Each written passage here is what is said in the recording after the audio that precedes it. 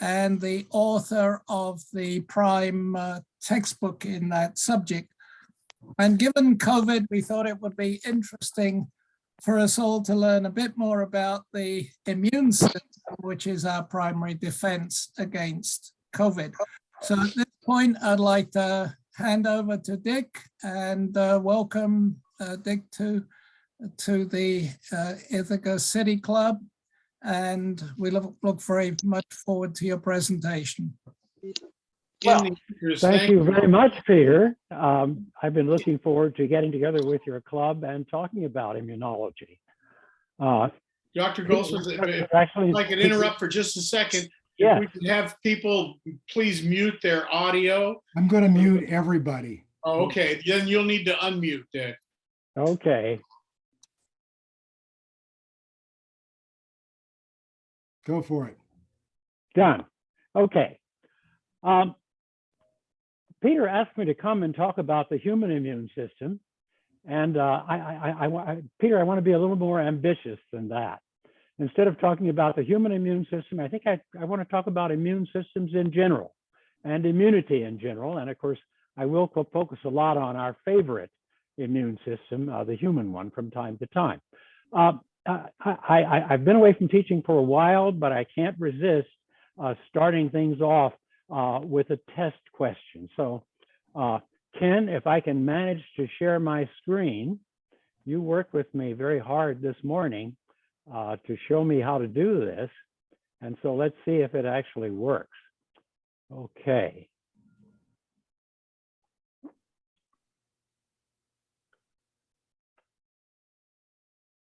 All right, here we are. Can everybody see that? Yes, that's All good. right. I'm going to be tempted to leave it in its PowerPoint form because I really want to be able to use my pointer effectively. Okay, And we had a little trouble with that. start from the beginning. Okay. Like Alice, it's always good to begin at the beginning. Yeah. Go.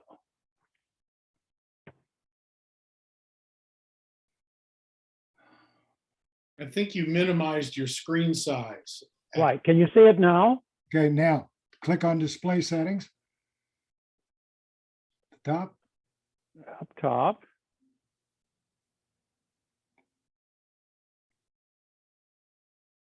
Okay. And Swap. okay. Swap.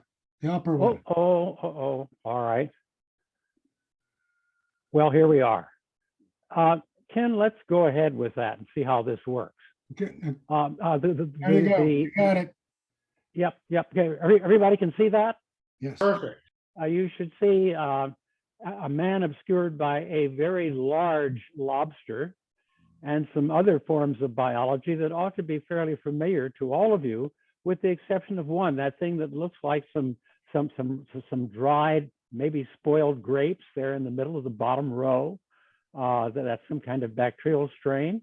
And of course, the test question is, I'd like for all of you to think about it and see which ones you think have immune systems and which ones you think don't have immune systems. Time's up. They all have immune systems. And they all have immune systems because there's kind of a categorical imperative that the immune system has imposed on all living things. I don't know whether Kant would be satisfied with such an absolute statement without a proper philosophic argument made beforehand, but self must be distinguished from non-self. So even if we're talking about something as humble as a bacterium, the sort of thing we find is that even bacteria have immune systems, and everybody is talking a lot about the CRISPR-Cas system that Jennifer Doudna got a Nobel Prize for discovering along with her colleague Charpentier. And even this lowly bacterium also has an immune system, and it's an adaptive immune system that protects itself against the insertion of foreign information, specifically by viruses that might encounter it. So Everything has an immune system. If you're alive, you have to be able to protect yourself against the invasion of your fellow creatures. And we use immune systems to do that. And the immune system has to be careful to attack non-self and not to attack self, because if it does attack self, then we have a condition known as autoimmunity.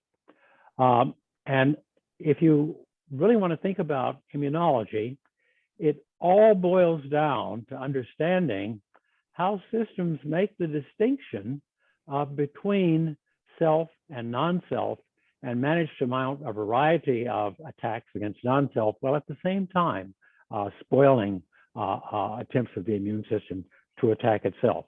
We'll be able to look at a part of this afternoon, by no means the whole thing. And I want to start off by pointing out that our immune systems all over the world, human immune systems all over the world, have had to confront a pathogen that's brand new.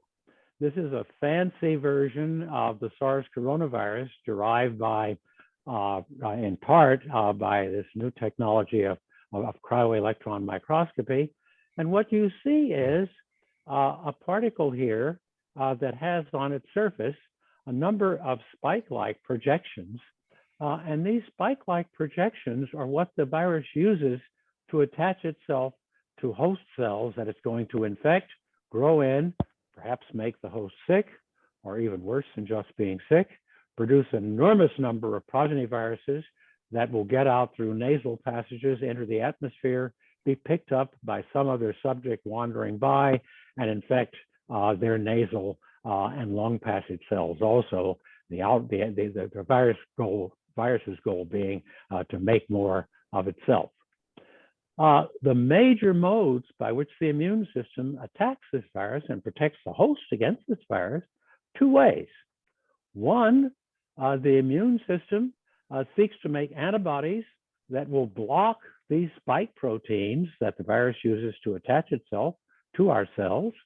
So antibody blockade is a major feature of protection against this particular virus infection.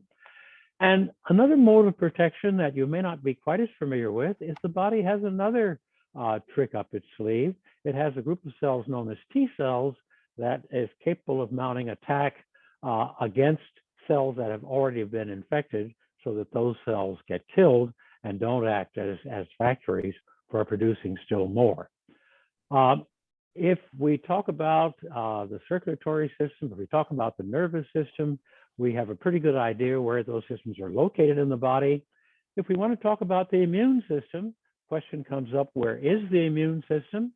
I think the answer, or at least if you had your druthers, you would prefer that the immune system wasn't just in your arms, wasn't just in your head, wasn't just in your legs. You'd like to have the immune system everywhere. And in fact, there are agencies of the immune system that extend throughout the entire body. And so the immune system is everywhere.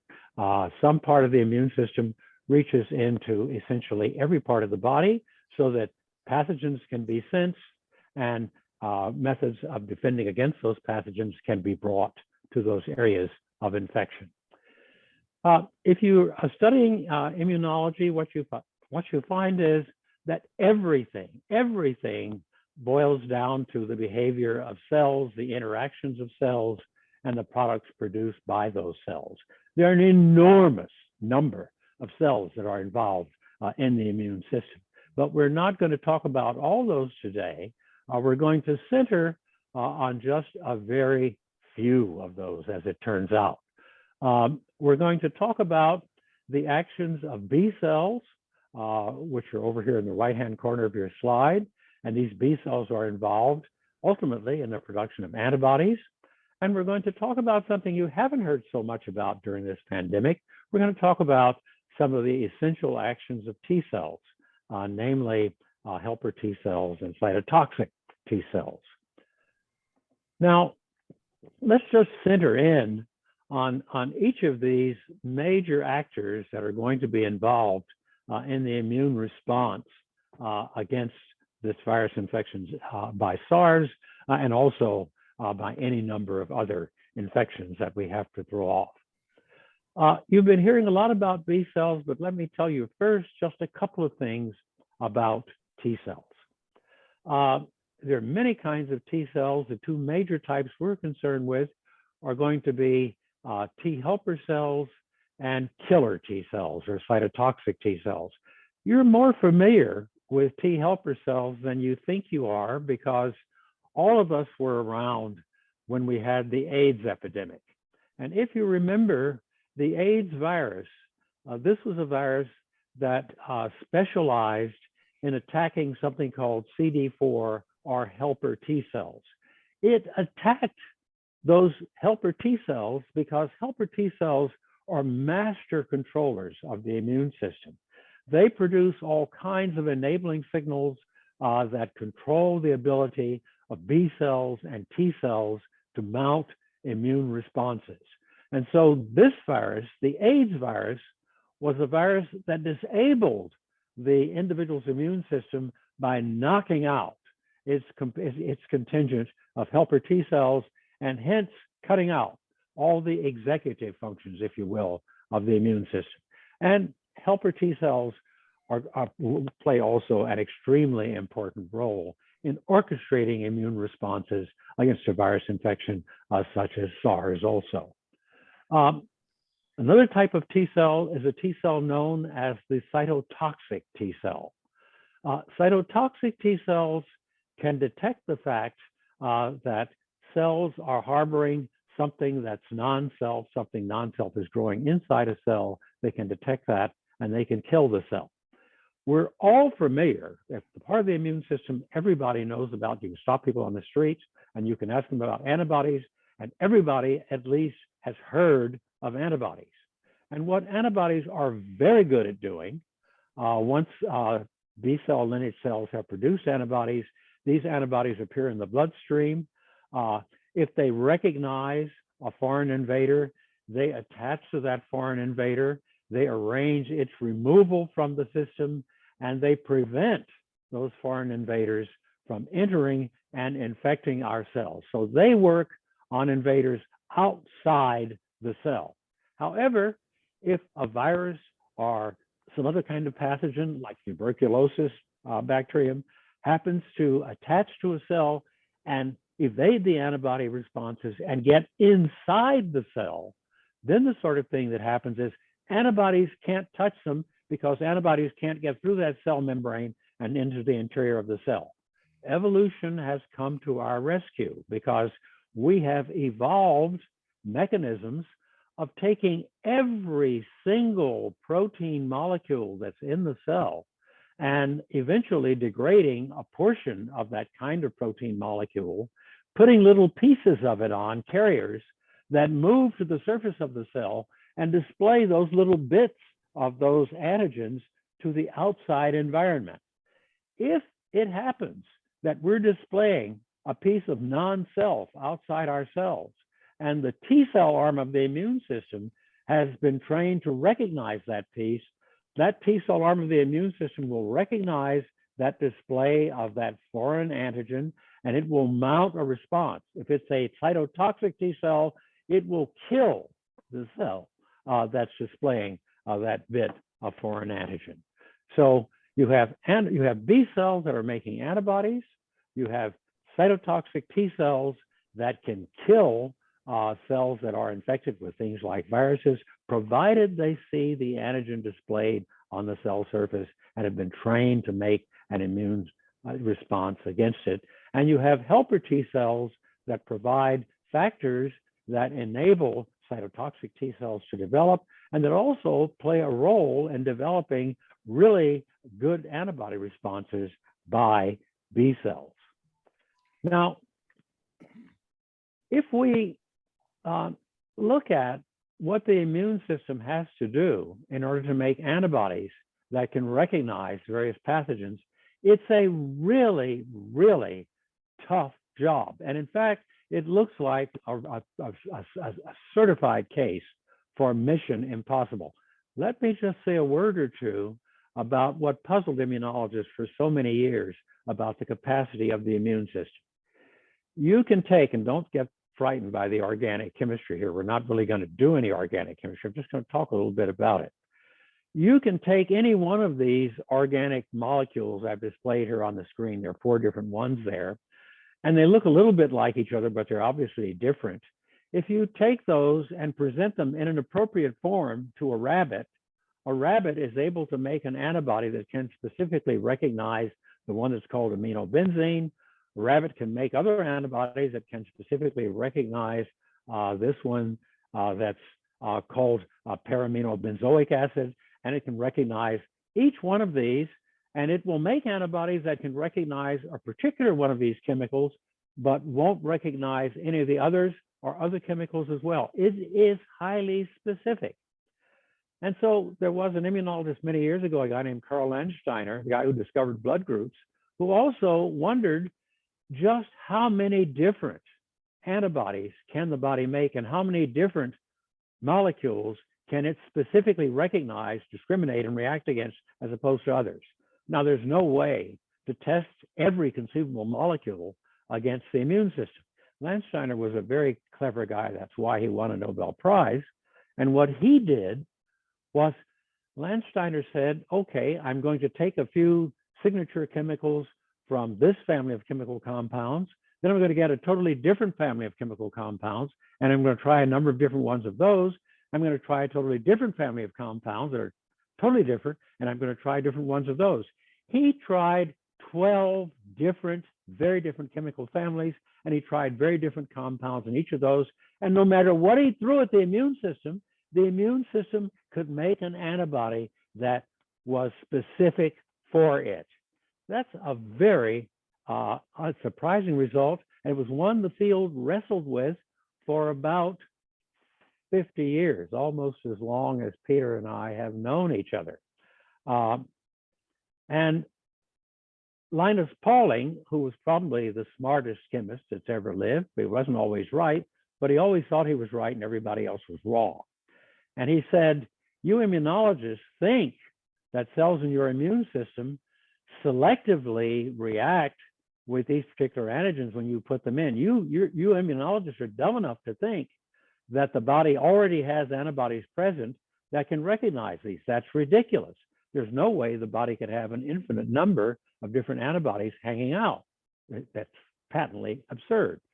Pauling said what happens is the antigen comes in, this foreign molecule comes in, this pathogen comes in, and it instructs, it teaches the body how to make an antibody specific for us. So it's very like you going into a tailor's shop and the tailor measuring you for a piece of clothing and then specifically make something that fits you. That's a good way to do it. Rather than doing what I do when I buy clothing, which is to go in Walmart and look for something on the rack. As it turns out, Pauling was absolutely wrong. The way the immune system works, it doesn't get instructed by the antigens what to make. The antigens comes in, and the antigens somehow find within the body B cells that are capable of making antibodies that will specifically bind to it. And that reaction encourages those B cells to multiply and make a great deal of that antibody. Now, look, when I go into Walmart to buy a pair of cheap pants, Walmart had no idea that Dick Goldsby was going to come in on a Thursday night and buy some cheap khaki pants. What they did instead was to put a number of different sizes of trousers there, and I would go into Walmart and I would find something that fit pretty good. I'd buy those, and you know, I'm wearing such a pair of trousers now, and they don't fit perfectly, but they're okay. And that's the way the immune system does it. The adaptive immune system's most powerful idea is this idea of clonal selection. I showed you a very complicated diagram at the beginning of how cells are made from hematopoietic stem cells at the beginning. And these cells go through a variety of different differentiation, and a single hematopoietic stem cell can give rise to all the different cells that we had up there on that complicated gallery of all the different cells of the immune system a few slides back. And it, of course, gives rise to B cells and to T cells as well. And so what happens is it will give rise to a number of different clones of cells.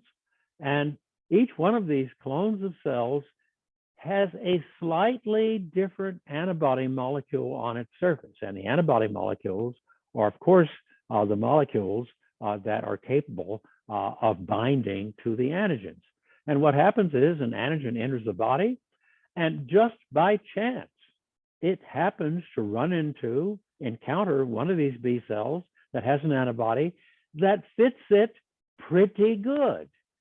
By binding that antigen, that particular B cell is stimulated to divide. And instead of you having just one B cell, after it's gone to a number of divisions, you have hundreds, even thousands of those B cells. Those B cells undergo a process of division. And from that, you end up with a large number of different B cells, all of which can combine with that particular antigen. And they make antibodies that react with antigen A. And that might come from clone number 5 generated. There might be another B cell, call it B cell number 121, that also just happens to react with that particular antigen. I wander through Walmart, I find another rack of trousers, and I find another pair of pants that fit, and so I buy those too. The antigen finds another B cell that happens to bind, whose antibody it can bind to, it binds to it, and so it divides, makes a whole bunch of B cells, and they make antibodies that bind to it, and so forth and so on. So even though you've got many hundreds of thousands of different B cell specificities in the body, only a few are going to just happen to bind to a particular pathogen's antigens that come in and be stimulated to make antibodies that will react with that pathogen. Okay, so it's an absolutely selective system. It works, and it's one of our major barriers of defense. And how on earth can such a system ever come into being? It comes into being by means of an elegant system of recombinations of different gene segments that randomly assemble. How many poker hands, how many bridge hands can you get out of a deck of 52 playing cards? How many plays can Shakespeare get out of 26 words? How many different genes can we make out of 4 different bases? How many different antibody molecules can we make by assembling many different V, D, and J segments, as shown there on the right side of your screen? How many different antibodies can we make by randomly assembling those? We can make an infinite number of different antibodies. Each one of those antibodies is going to have a slightly different structure in its combining site, and hence will have the capacity to combine with a slightly different molecular structure. So how many different antigens is your immune system capable of recognizing? The number turns out to be a practical infinity. Another fascinating and extraordinary feature about the immune system is that you would really like your checking account to work like the adaptive immune system works, because you start off with a few of these B cells in the body, and an antigen comes in, a pathogen comes in. You get infected by SARS-CoV-2. And the 100 or 200 B cells you have out of the billions in your body, a few of those happen to recognize this particular antigen, and they make antibodies, some of which combine with the binding site that SARS-2 uses to bind your cells, this so-called spike protein. And so you get a complement of antibodies made that bind to this protein. And that stimulates those B cells to divide and make more B cells. And those B cells differentiate into antibody-producing cells. So over the course of about 10 to 14 days, you make antibodies, and you make antibodies, some of which will bind to the spike protein and will be able to protect you against increasing infection by that particular virus. Okay, so fine, you were exposed to that particular infection. you managed to survive the infection. You might have gotten sick, but you survived it. And some of those B cells that responded died. A few of those B cells went on as B cells that are known as memory B cells. And those are likely to hang around in your body pretty much for years, maybe even for decades. Some of the B cells I made when I picked up an infection the year I met Peter, some of those B cells are very likely still running around in my body as long-lived memory B cells. Here's the news. Should you encounter that particular pathogen again, weeks later, months later, or even years later, you have some of those B cells hanging around. Instead of having just one or two of them, you've got maybe a few thousand of them hanging around. There are more of them around to detect the invasion. They multiply and they make huge amounts of antibody. So we get an enormous amount of antibody against that pathogen produced. And as a consequence of making these very large amounts of antibody, we have a very good protective response. And I just want to flip forward a bit in this presentation to emphasize what happens when you get vaccinated. That is actually what we are intending to do when we give somebody a vaccination. If a person just encounters the virus by happenstance and the person's unvaccinated, you do make an immune response and you do eventually get some protection from that immune response.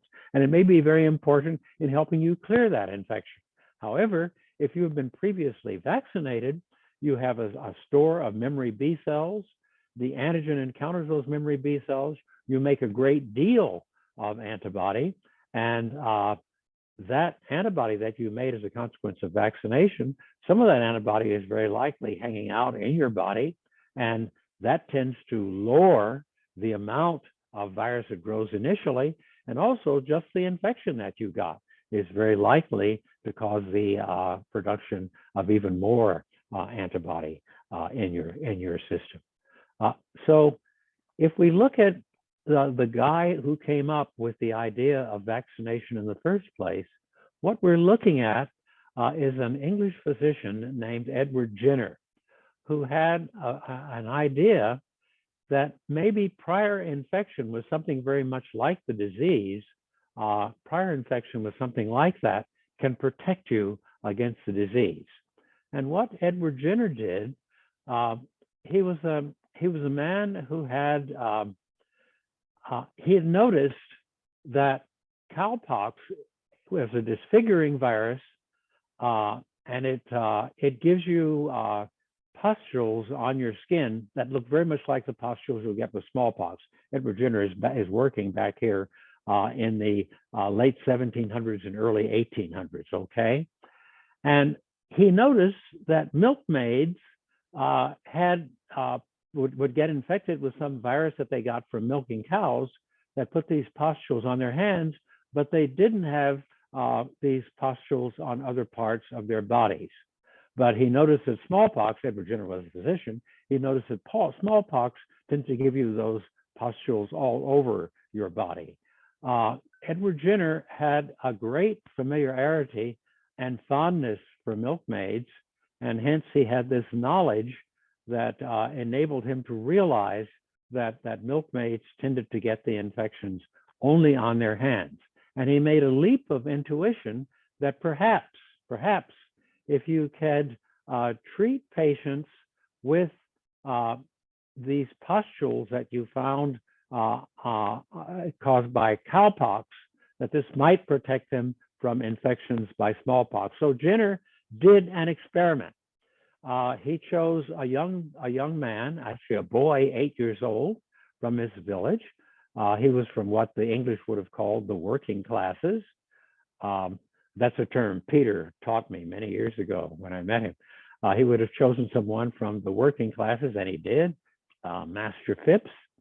And he took Master Phipps and he inoculated him with material taken from these cowpox pustules, and he waited a bit. And then a few days later, he took him to the smallpox ward in the hospital, and he exposed him to patients who had smallpox. And then he watched Master Phipps over the next few days to see whether or not he would indeed get smallpox. Master Phipps didn't. So Edward Jenner, being a rather careful fellow, took Phipps back to the hospital again, exposed him further just to make sure he had an adequate exposure, and Master Phipps continued unable to contract smallpox. So Edward Jenner treated a number of other people in this way, and his method of vaccinating against smallpox spread. Fortunately, we don't do clinical trials that way anymore. Edward Jenner, even anybody contemplating an experiment of that sort today, would of course be doing their writing from a rather uncomfortable jail cell. I want to mention just a couple of other things in the last few minutes before we open things up and talk more generally about what goes on in this area. And what I want to do is I want to switch from talking about immunology. I want to switch to talking about how we might have learned something during this past epidemic. I know Peter has told you about the vaccines and the success of the RNA vaccines. They've been wonderful. Okay, they're going to need boosters, but that's fine. We get boosters for flu all the time, and that's great.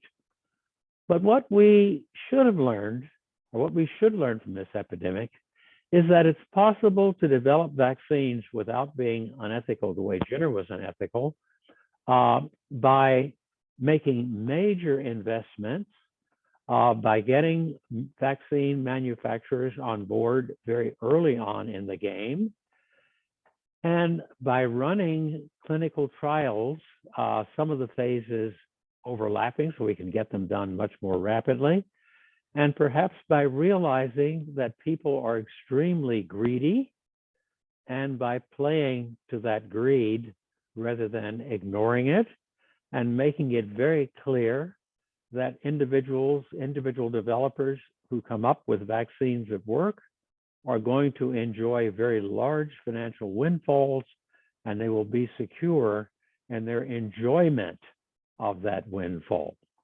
We should worry a lot about how we review vaccines and drugs when we're in pandemic situations where there's a great need to develop things very quickly. We have to be ready for the next pandemic. We find that major pharmaceutical companies, until COVID came along, didn't have much interest in working in vaccines because you didn't make much money working on vaccines, and the lawsuits could be large, and the review processes needed to take a while, but they took a very long time. We found that if you're going to develop antimicrobial tools, that the government has to get in and has to provide the financial incentives to do that. If we look at the armamentarium we have to fight against infectious diseases now, we have very, very few antimicrobials, very few antibiotics that actually work. Our stockpiles are low, but more important than our stockpiles being low, the situation we have is we have very many against which bacteria have developed enormous levels of resistance. We are not in the business now of developing a lot of new antimicrobials because people feel they can't make money on these. So we have to develop incentives that will get people to do that. We also learned during this epidemic that there are political components to effectively fighting against such epidemics, and we've learned that there are important social components to doing this. We've learned that governments have to message correctly. They have to not ignore the science, but they have to embrace it. And we've learned that if you're going to get people to use these agents that we come up with, we have to understand their patterns, their prejudices, their cultures, and we have to meet them where those prejudices, where those patterns are. We have to go into and understand those cultures, and we have to have perhaps different ways of bringing this news to different groups of people if we're going to be effective.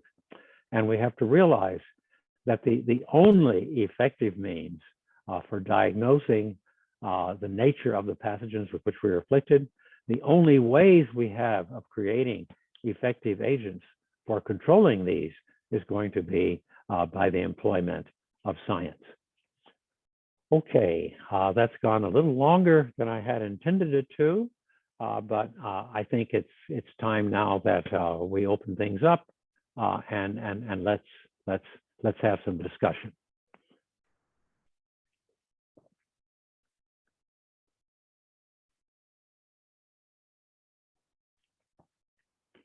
Any questions? Any additional matters? I would raise a question. Thank you very much for your very clear and graphic presentation. Thank you very much. It's been said that that the coronavirus, yes, do not elicit an antibody response that tends to last for a very long period of time, and that's been a cautionary tale for us as we look into the future. Certainly the vaccines that have come about have been effective against the 4 main variants that we've had to deal with. But I think it's still said that in the long term, that our ability to expect antibody protection from coronavirus is limited. Is that still true? And if that is true, then why is it? Is it simply that variants can arise that are so different, or is there something about how we respond to the coronavirus? Yes, it's certainly true, and we've seen from the experience with this epidemic of this particular coronavirus that protection wanes over time because we can encounter variants in the virus that are not as susceptible to the particular vaccine that we use. Let's step back just a second and realize that let's talk a little bit about the family tree of this virus. As we know, this is a virus that belongs to the coronavirus, and common cold is also a member of that same group. And we all have had the personal experiences of knowing that being immune to one year's common cold virus doesn't mean you're going to be immune to the next year's. We know looking at other viruses, such as the influenza virus, that being immune to the one that came along some years ago doesn't mean we're going to be immune to the one at present. Without being able to say exactly why the immune response is not necessarily going to last for all of them, we know that it will not last indefinitely for a particular one. In this particular epidemic, what we've found is that the virus has in fact changed by mutation the structure of the receptor that it uses to attach to cells. Now, we have a number of courses we can use for that. First, one course that we can use is we can vaccinate against more than one particular component of the virus. And we can vaccinate in such a way that we encourage a broader antibody response, a response specifically against more particular neutralizing determinants, and also in such a way that we're sure we raise effective T-cell immune responses. And we can expect that future generations of the vaccine are going to take those parts of immunobiology and those parts of virology into account. And we'll see subsequent generations of vaccine that attack a broader range of virus epitopes and also seek to induce T-cell immunity on a broader scale, as well as B-cell immunity.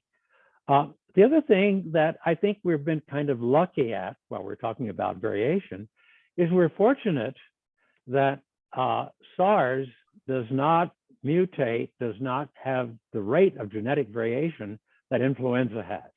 influenza is a champion at variation. In the first place, it mutates its RNA at a more rapid pace because the enzyme it uses to replicate, to copy that RNA, does not have an editorial function that corrects mistakes it makes.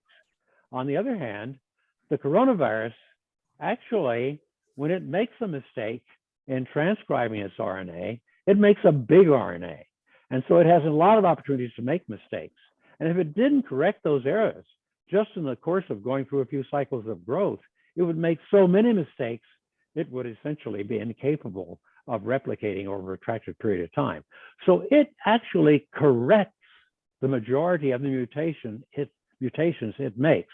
So fortunately, coronavirus is a relatively slowly mutating RNA virus. Thank whatever gods you may worship, that is the case. But unfortunately, even though it mutates much more slowly than many RNA viruses do, it still mutates. And when you get so many people infected, you still will generate some variants. And Darwin, even though he may have died a physical death, his science lives on. Evolution applies, and there is selection for the fittest, and fitness is capacity to replicate in a host.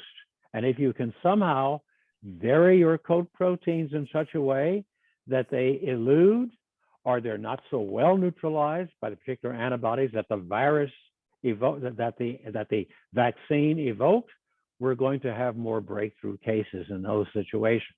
But we're lucky. We have computers. We get PhDs in virology. The viruses don't get PhDs, and they don't have computers. They just replicate. And we will come up with better vaccines. That's a very long-winded answer to your question. Forgive me. Not at all. Let me change it a little bit and talk about tetanus. So we know with the tetanus bacillus that we need to give a periodic booster dose about every 10 years to maintain immunity. And yet for other infections, childhood vaccination is sufficient lifelong. So my question hinges on what makes the difference, and if we're in the position of needing to boost for the coronaviruses, at what point do we expect that booster dose is going to give us sufficient time of immunity? And is it true that with every booster dose you get a longer duration of immunity? Let me answer the first question and then turn to the second one. They're both important and interesting questions. The first question is a very difficult one to answer, the one about coronavirus. We're still in school on coronavirus, aren't we? I mean, this has only been around it hasn't been around, we haven't been aware of it now for not quite 4 years, okay? So we're still learning. What we've learned already is that we're going to need boosters if we stick to immunizing just with the spike protein. The good news is we know how to give boosters, and to some extent, people can start to anticipate where some of the differences may start to appear in the spike protein and begin to anticipate what kind of next stage vaccines they may want to make. That's good news.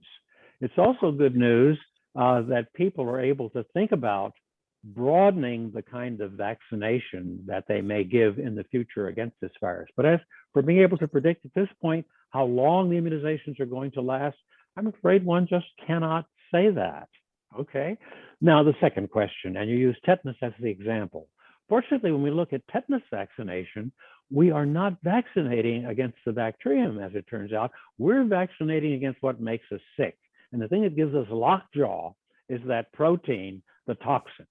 So we can isolate that protein toxin, and we can inactivate it, and we can take that innocuous form of that toxin, we can inject it into our arms with something that makes us give a much stronger than normal immune response, and we make antibody responses against that. We also make helper T cell responses against it and some others, but it's the antibody responses that we're going to depend on to protect us. And that antibody response really lasts a very long time. It really lasts more than 10 years, but protection starts to wane. And believe me, we do not want protection to wane on this. We want to keep our protection levels high.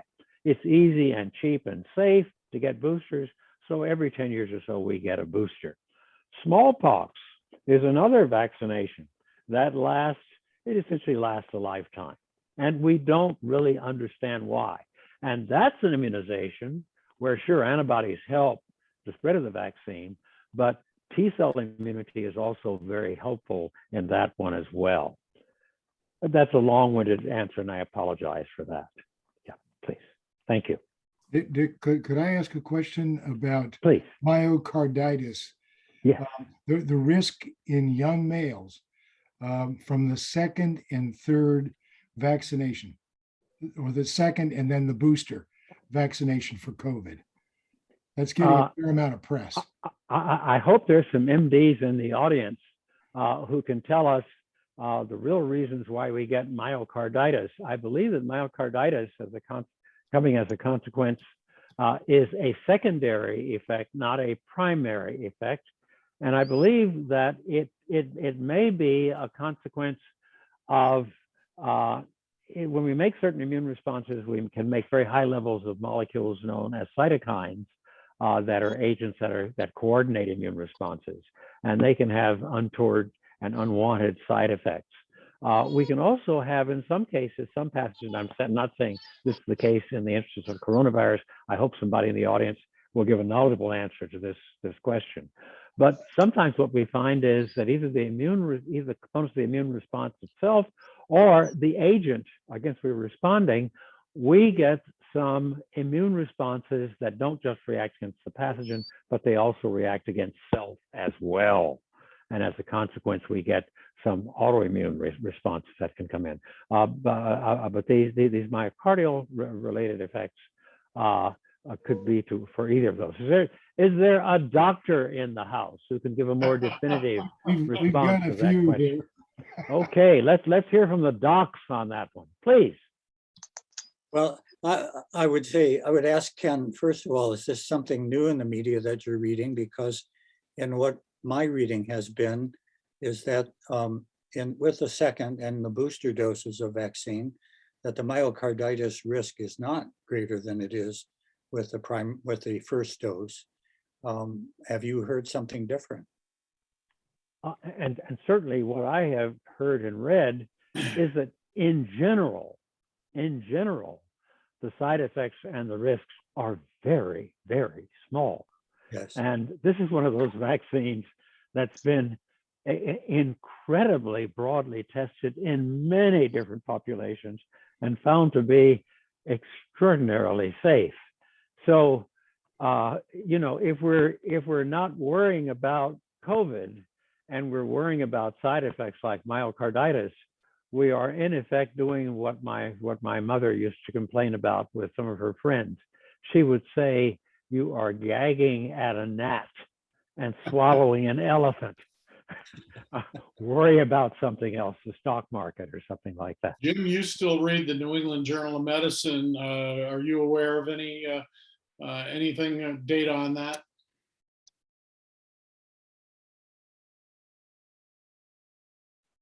This is John Kirk. I am not. I'm sorry to say, John. Yeah, this is still a risk of myocarditis somewhere around 1 in 100,000 or in that range. From getting the disease, the chances are more like 1 in 100. So that remember the polio vaccine, with the live polio vaccine, there'd still be 1 in a million or so that would get a case of polio from the vaccine. So that there's never zero risk.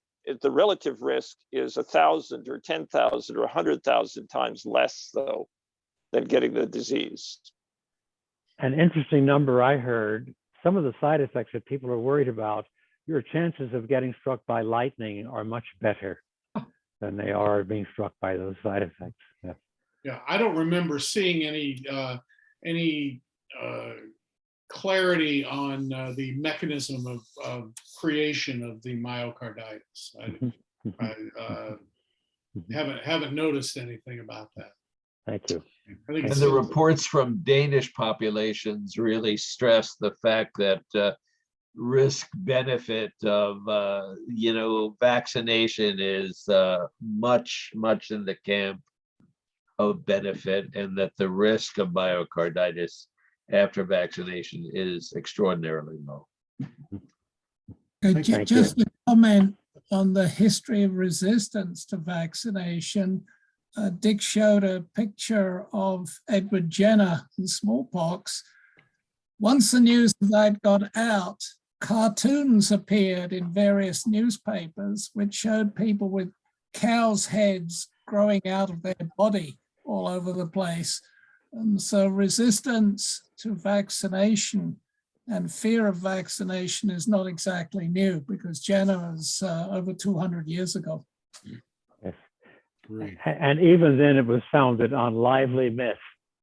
So, yes.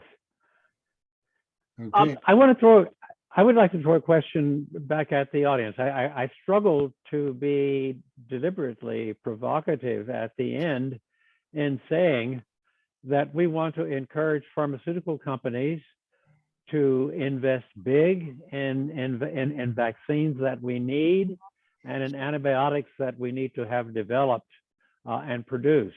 And we want them to feel they will make a great deal of money by doing this. And we want them to feel that the government we taxpayers will subsidize a large share of the risk in doing this. I wonder how you folks feel about that. It's human nature, Dick. Greed is good. Unfortunately, yes, in this case. When you don't have the need, people don't want to spend money. And by the time you have a need, it's too late, which is why I think the government has to take the responsibility for funding the basic research so that it can be, the production of antibiotics or vaccines can be rapidly ramped up should the need be there, because the general public is not going to do it. Okay. So there is a proposal to say to Moderna and to Pfizer and to BioNTech that you have to release the intellectual property rights you have to these vaccines you've produced, because people need it, and the people who need it don't have any money. So what do you do? On that, I think there's a twofold response that I would propose, that if the vaccines are being produced for countries that don't have the means, non-developed countries in Africa, for example, then you supply it at cost, but you ask the developed countries to pay enough to give the reward you spoke about. Right. Okay. So I didn't hear the other counter response. Not the development, now that we have mRNA. Sorry. mRNA. I don't know if there is one. I didn't hear one myself. It's But we have a an lot of opportunity that we need to face. But hey, we're at the end of the hour in the presentation here. So I'm going to go ahead and stop the recording. And if folks want to hang around for a while and talk, they're more than welcome to. So I'd like to give a hand to our speaker today. Yes, thank you very much. I'd like to thank you all for being indulgent, Thanks. and I'm happy to stick around and talk longer if anybody wants to talk more. Yeah. The question that you and Peter were discussing, isn't that sort of what we have now? I mean, that's why drugs are much more expensive in the United States than they are for example, in Europe or maybe even Canada,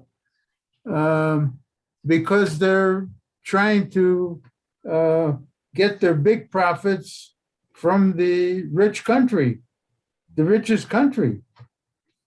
Isn't that what they're doing now? Well, they're certainly doing it now, and I think some of my friends who work in big pharma would say that it costs a lot of money to develop these clinical trials, are expensive and so forth.